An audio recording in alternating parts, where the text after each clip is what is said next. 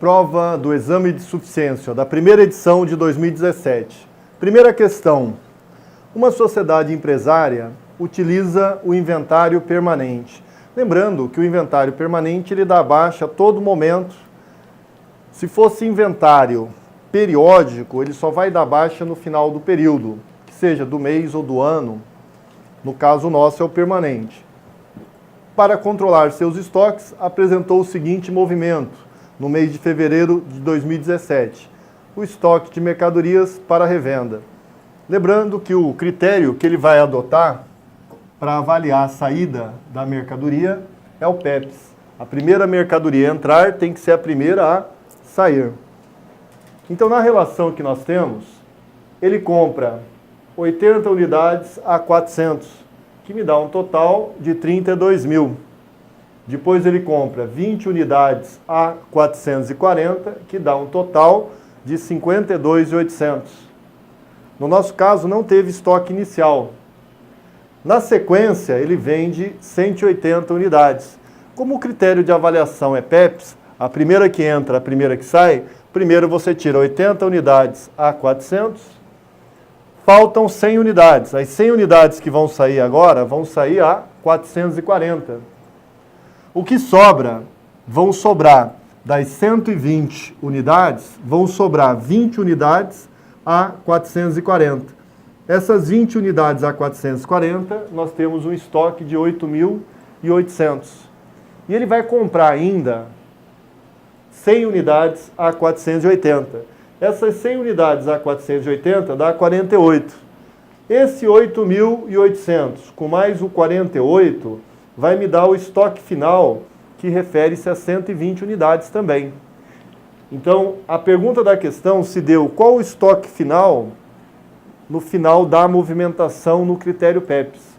Você deveria ter marcado a letra bola.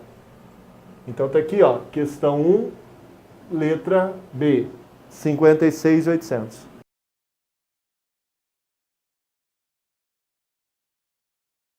Questão 2, do exame de suficiência 2017, primeira edição. Nós temos aqui uma sociedade empresária que está comprando equipamento que ficou disponível para uso. Condições. Nós temos aqui que ele foi comprado em 2 de janeiro de 2012. Então, quando você compra aqui, ó, em 2 de janeiro de 2012, e a pergunta da questão, ela vai se dar numa saída no período de 31 de dezembro de 2016. Então nós vamos ter 2012, 2013, 14, 15 e 16. Vão se passar exatos 5 anos. Como o valor de custo desse equipamento, ele cita 180, e ele me dá um valor residual de 18, me dá um valor residual de 18 mil, a base para depreciar é 162, 162 mil. O tempo de vida útil, 10 anos. Lembrando sempre que o tempo de vida útil tem que ser a realidade da empresa. Não pode ser um tempo fiscal, nem um tempo técnico. Tem que ser um tempo da vida útil do bem na empresa. 162 mil, dividiu por 10, 16.200. Multiplicou por 5 anos, que é o tempo de vida útil que você tem já transcorrido, você tem 81 mil de depreciação acumulada. Se eu pegar o valor de custo, tirar a depreciação acumulada, você tem um valor contábil, quanto vale o bem? 99. A pergunta da questão, ela veio dentro desses termos. Qual o valor contábil a ser baixado do equipamento? Então, o valor contábil que você vai baixar o ativo não circulante, você vai baixar em 99. Então, eu fiz até uma relação aqui no balanço. Ó. O ativo circulante recebe 90 a valor de venda. O ativo não circulante é baixado o equipamento por 99. E o patrimônio líquido, na diferença, ele vai reduzir em 9. Como o ativo reduz em 9, o passivo também reduz em 9. Então, tomar bastante cuidado, ó, que o equipamento é creditado em 180. A depreciação acumulada é debitada em 81. A diferença dessas informações fazem com que o ativo não circulante reduza em 99, que isso é chamado de baixa. Outras despesas. Então essa pergunta se deu quanto foi baixado do equipamento, letra C. Se fosse perguntado quanto aumentou o ativo circulante aumentou em 90. E se fosse perguntado o resultado deu uma perda de capital de 9, que é a diferença de 90 da receita menos a despesa. Então tomar cuidado também com os termos. Ó. Valor depreciável, qual a base para depreciar? 162. Qual o valor contábil para baixar o bem? 99. Resposta, então, C, questão 2.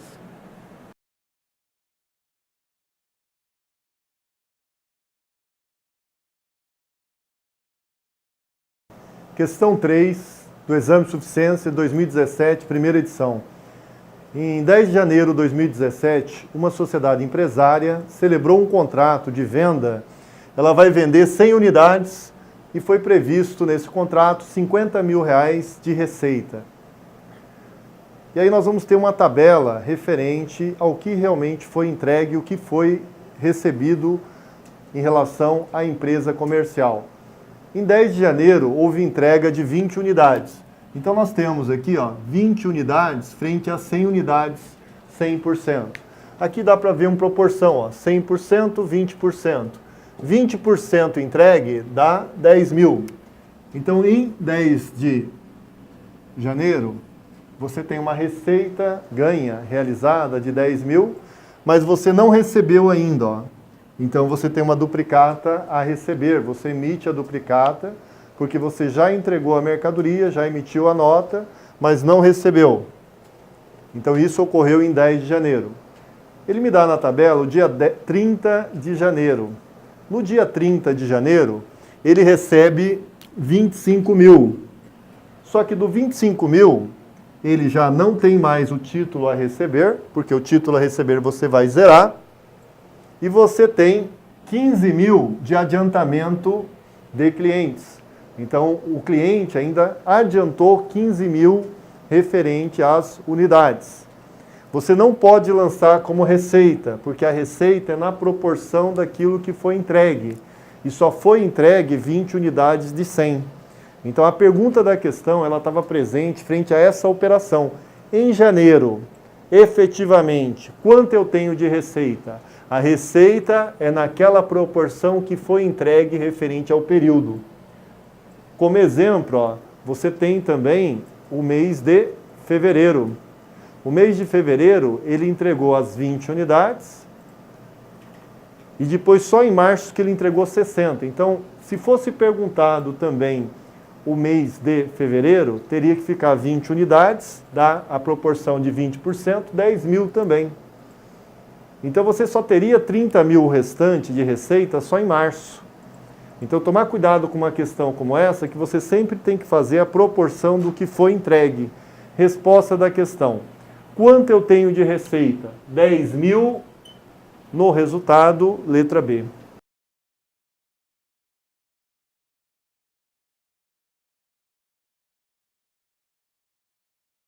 Questão 4 do Exame de Suficiência 2017.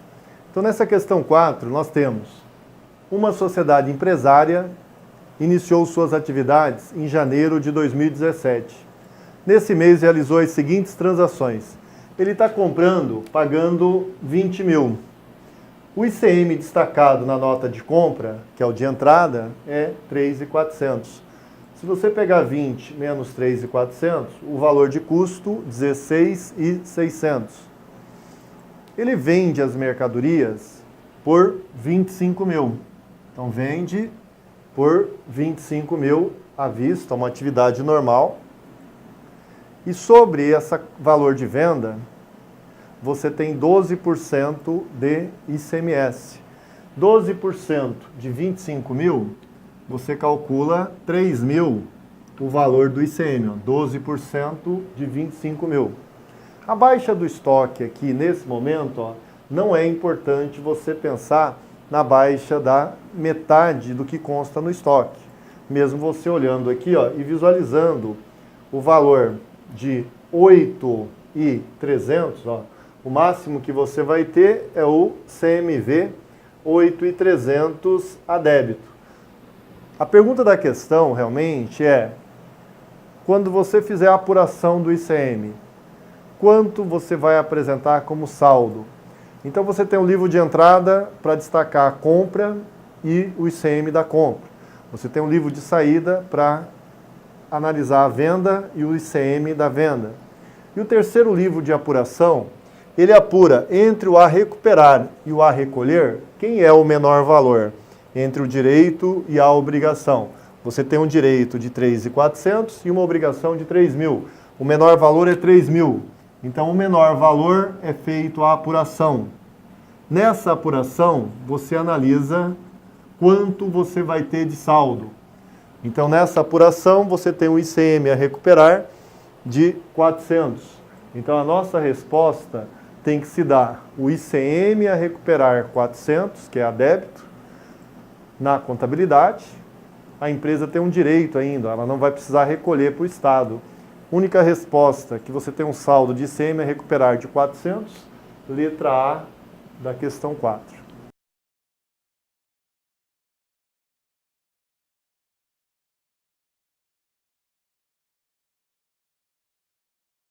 Questão 5 do Exame de Suficiência 2017. Uma sociedade empresária comercial apresenta os seguintes dados referentes ao período de janeiro a dezembro de 2016, que é extraído do balancete de verificação. Como aquele quer saber sobre a demonstração do resultado do exercício, da competência, no caso 2016, e ele busca só o lucro bruto, que é o primeiro período, então ele vai buscar apenas o primeiro período. Porque você tem o lucro bruto, o lucro operacional antes do resultado financeiro, você tem o lucro operacional após o resultado financeiro, você tem o lucro antes do imposto de renda e o lucro líquido do exercício. São 5 níveis o resultado. Desses 5 níveis, lucro bruto, lucro operacional antes do resultado financeiro, lucro operacional após o resultado financeiro, lucro antes do imposto de renda e lucro líquido do exercício. Ele quer só o primeiro nível. Então ele me dá como primeira informação, custo da mercadoria vendida, 560. O custo da mercadoria vendida está no primeiro nível. Só que ele não entra se for perguntado receita líquida ou venda líquida. Porque a venda líquida ou receita líquida é antes de se saber o CMV. Na sequência, ele me dá o faturamento bruto. O faturamento bruto é a venda, que no caso, 800 mil. Então, ele vendeu 800 mil. O ICM sobre essa venda, o ICM sobre a venda é débito, porque são contas redutoras. Então, ICM 93. Depois da ICM, ele me dá uma receita de dividendos. A receita de dividendos, ela não entra no lucro bruto. Ela entra para entender o lucro operacional antes do resultado financeiro. Então, ela não entraria na resposta essa receita com dividendos. Também não entra a receita financeira. A receita financeira, ela só entra no terceiro nível de pergunta, que é o lucro operacional após o resultado financeiro. E aí você tem vendas canceladas 25. Então você teria 4 informações frente às 6 colocadas no balancete, aonde se você pegar 800 mil, tirar 93 e tirar 25, você teria uma venda líquida ou receita líquida de 682 mil. Tirando o CMV, você tem o lucro bruto, que é perguntado, e você tem a resposta na letra A. Se continuando o lucro bruto mais a receita de dividendos, você soma e dá o lucro operacional antes do resultado financeiro. Esse resultado, quando somado com a receita financeira, te dá o lucro operacional após o resultado financeiro. Como você não tem mais nenhuma informação, o lucro antes do imposto de renda ficaria 222 e o lucro líquido do exercício também ficaria 222. Mas a pergunta é o primeiro nível do resultado, que no caso é a letra A, 122 mil.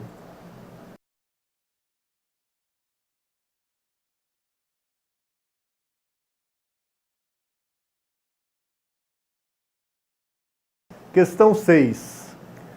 Em relação ao conteúdo obrigatório das notas explicativas, conforme estabelecido nas normas brasileiras de contabilidade, é correto afirmar.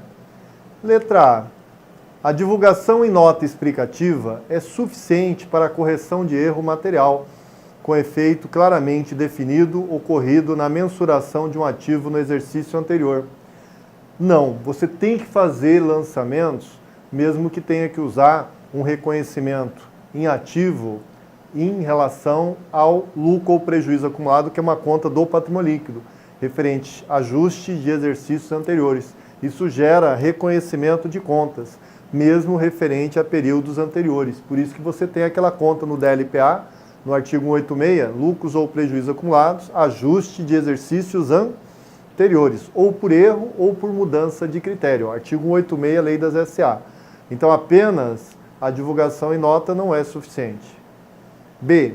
Notas explicativas devem ser apresentadas de forma sistemáticas e deve apresentar o conteúdo do parecer de auditores independentes. Não é da nota explicativa que você tem o conteúdo do parecer. O parecer do auditor é um relatório à parte. Então, esse relatório à parte do auditor, ele não está contido em notas explicativas. Letra C. Uma sociedade empresária que revende mercadorias deve divulgar em notas explicativas a relação das mercadorias negociadas pela empresa. Errado, você não vai colocar o tipo e a análise das mercadorias. Você não vai estar colocando ali que a empresa compra arroz Tio João, 5 quilos e uma quantidade. Isso não é realizado em nota explicativa. Agora, a letra D, uma sociedade empresária que revende mercadorias deve divulgar nas notas explicativas as políticas contábeis adotadas na mensuração do estoque. Então, quando ele fala isso, ele está dizendo, na mensuração do estoque, você tem que falar se esse estoque está a valor de custo, se ele é inventário permanente, critério de avaliação, se é PEPs ou média ponderada móvel. Você tem que identificar no final do ano, ó, se ele for mercadoria ou produto de venda, o valor realizável líquido, que é o valor justo, quando menor, tem que ter uma perda estimada abaixo do estoque. Se esse estoque for de matéria-prima ou bens e almoxarifados, se o valor de reposição for menor, que é o valor justo, você também terá uma perda estimada. Tudo isso você vai identificar frente aos critérios de avaliação, de inventário, de mensuração. Isso está no artigo 183, inciso 2 da Lei das SA, combinado com o artigo 183, parágrafo 1º, a linha A e B, do valor justo. Então, sempre que o valor justo for menor, no final do ano, o estoque que está com valor maior, que é o valor de custo, tem que abrir uma perda estimada, que é a perda estimada em relação ao valor justo. Então, a letra D é o critério adequado frente à resposta técnica, o que deve ser divulgado em nota explicativa.